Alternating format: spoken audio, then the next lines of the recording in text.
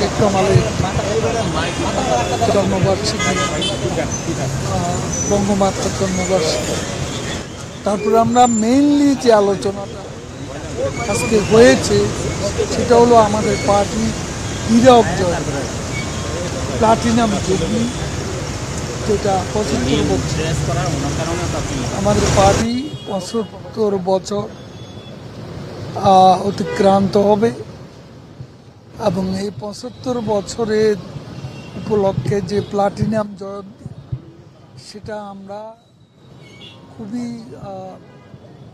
Pomp and রেঞ্জের, খুবই উৎসাহ উদ্দীপনার সঙ্গে ব্যাপক কর্মসূচি পালনের মধ্য দিয়ে এই আমাদের এই পার্টির হীরক জয়ন্তী উৎসব আমরা পালন করব এবং সে ব্যাপারে সম্পাদক মণ্ডলীকে বিস্তারিত কর্মসূচি প্রণয়নের দায়িত্ব দেওয়া হয়েছে।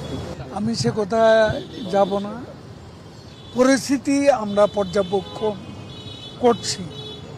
ইলেকশন তো এখনই শেষ হয়ে যাচ্ছে না, কাজে আমি আপনাদের বরাবর সবসময় এক কথাই বলেছি যে সময় মতো সিদ্ধান্ত নেওয়া হবে। আমি কিন্তু 30 তারিখ সিদ্ধান্ত নেওয়া হবে এমন কোনো কথা বলিনি। এখনও একই কথাই বলবো যে সময় মতো দেখা যাবে। এখন আমরা পরিস্থিতি গভীরভাবে পর্যবেক্ষণ করছি। থ্যাংক ইউ ভাই, থ্যাংক ইউ।